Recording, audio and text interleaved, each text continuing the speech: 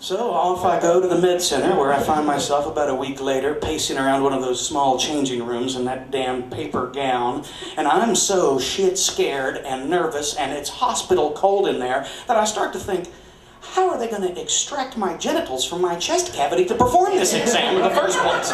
I'm like peeking down my gown. It looks like I've got 2 belly buttons down there. It looks like I've been glacier swimming, and I'm just like, then I start to think, well, who's going to be the practitioner of this exam? How's this going to play out?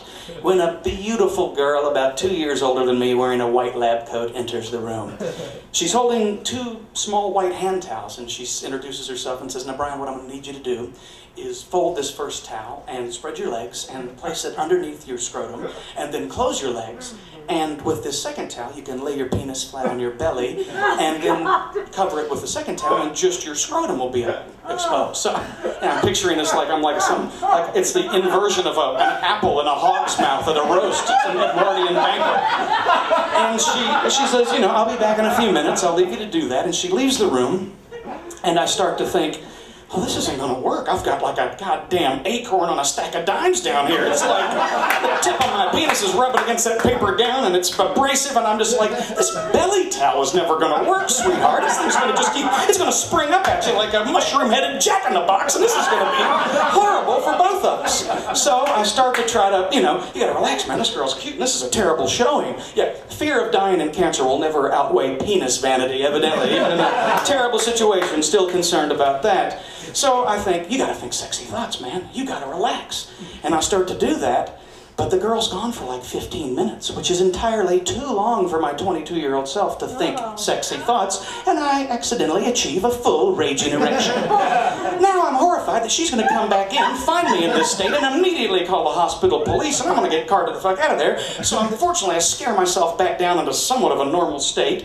She comes in, applies, you know, ice-cold KY jelly to my scrotum, and gives me the thrice-over with that little, little stethoscope, you know, ultrasound thingy, and she's looking at the monitor, and I'm looking at the monitor, and I'm like, I can't tell what the hell's going on, and she's like, well, I don't really see anything that stands out, but there's this certain gray shading right here that I'm a little bit concerned about, and this isn't something we want to play around with, so I'm going to need you to come back and have an abdominal MRI, an entire CAT scan on your abdomen. So I think, oh, fantastic, you know, another a week of waiting for the appointment. I'm pacing around my house the night before the exam thinking, I'm going to have a claustrophobic fit when they slide me into that HAL 9000 looking goddamn tube. I'm going to freak out. Plus, I'm up all night drinking that barium solution that contrasts your insides and lights up your stuff on the scan. So I'm up every hour, shitting like a goose all night. I get there early in the morning, and the first nurse is like, how's that barium treating you, sweetheart? I'm like,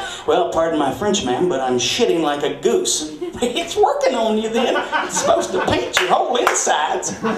So they slide me in the tube, and I just remember getting in there and thinking, oh, this is never a good spot to be in. This is not a place where people have a hell of a lot of fun. And I just started repeating myself, you know, just don't freak out, be calm, don't freak out, don't embarrass yourself. I get through that pretty easily. I'm home, 3 hours later the phone rings. It's Dr. Hachimama again.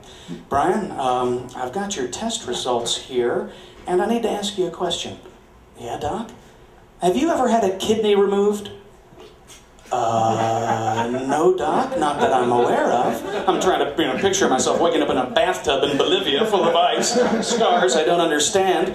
I'm like, what do you mean? I don't know, what should I do? Oh, it's perfectly normal, don't worry about it. 1 out of 750 people is born with 1 kidney. It's, you know, sometimes you grow a lot like a lymphatic thing, so, but technically you only need 1. We do autopsies on 95-year-old guys that died of natural causes.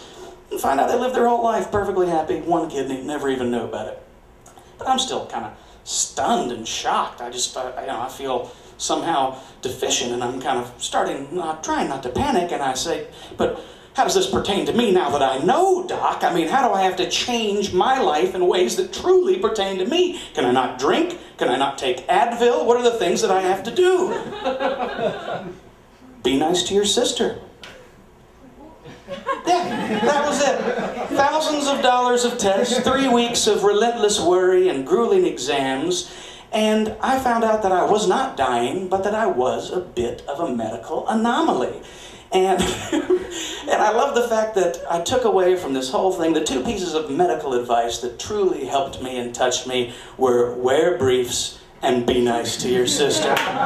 2 things that I probably should have known in the first place. Oh, and of course, one final lesson that I'd heard in the hills of Appalachia since my youth: you ain't sick till you go to the doctor. Thanks, guys. Thanks for coming out.